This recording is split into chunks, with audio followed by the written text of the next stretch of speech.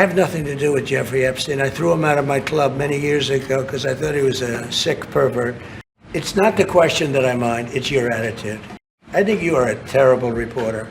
You're all psyched up. Somebody psychs you over at ABC. They're going to psych it. Mr. President, why wait for Congress to release the Epstein files? Why not just do it now? You know, it's not the question that I mind, it's your attitude. I think you are a terrible reporter. It's the way you ask these questions. You start off with a man who's highly respected, asking him a horrible, insubordinate, and just a terrible question. And you could even ask that same exact question nicely. You're all psyched up. Somebody psychs you over at ABC. They're going to psych it. You're a terrible person and a terrible reporter. As far as the Epstein files is, I have nothing to do with Jeffrey Epstein. I threw him out of my club many years ago because I thought he was a sick pervert. But I guess I turned out to be right. But you know who does have? Bill Clinton, Larry Summers, who ran Harvard, was with him every single night, every single weekend. They lived together. They went to his island many times. I never did. Andrew Weissman, I hear. All these guys were friends of his. You don't even talk about those people. You just keep going on the Epstein files. And what the Epstein is a Democrat hoax to try and get me not to be able to talk about the $21 trillion that I talked about today. It's a hoax. Now, I just got a little report, and I put it in my pocket, of all the money that he's given to Democrats.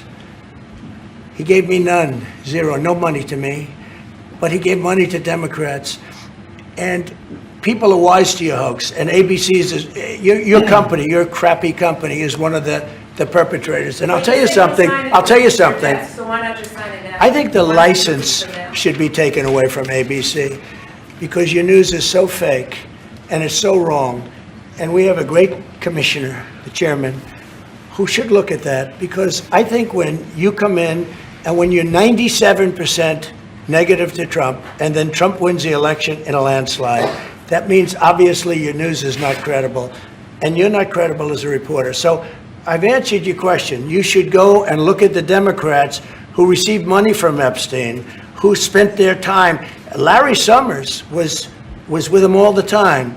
That creep, the fund guy, was with him all the time. What's his name? Reid Hoffman. Who? Reid Hoffman. I don't know Reid Hoffman, but I know he spends a lot of money on the radical left. Reid Hoffman, in my opinion, should be under investigation. He's a sleazebag. And those are the people, but they don't get any press, they don't get any news, and you're not after the radical left because you're a radical left network. But I think the way you ask a question with the anger and the meanness is terrible. You ought to go back and learn how to be a reporter. No more questions from you.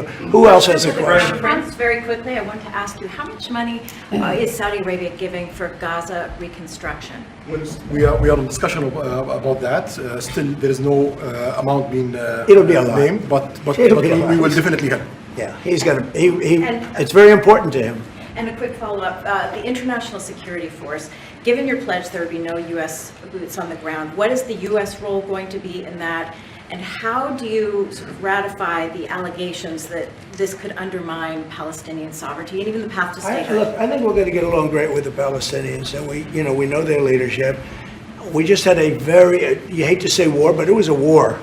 Very, very successful. And you could say really it was on behalf of everybody. We did that on behalf of everybody. And the outcome was extraordinary because we had the best pilots, the best equipment, the best planes, the best everything. And Israel bought the best equipment. They bought it from us. Everything's from us. It all starts here. This office, I was talking to the Crown Prince a little while. You walk into this office, for somebody from the outside, the Oval Office, it's the most powerful place in the world. You're standing right now in the most powerful place in the world. And no matter how big you are, these are the biggest people, the richest people.